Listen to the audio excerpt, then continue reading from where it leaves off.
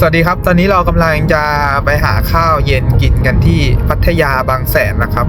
ก็ตอนนี้เป็นเวลาประมาณสัก3:30นะครับไปหาข้าวเย็นกินกันดีกว่าครับไปเลยเราก็ถึงร้านแล้วนะครับชื่อร้านว่าออสตินคาเฟ่นะครับไปดูครับมีอะไรกินกันบ้าง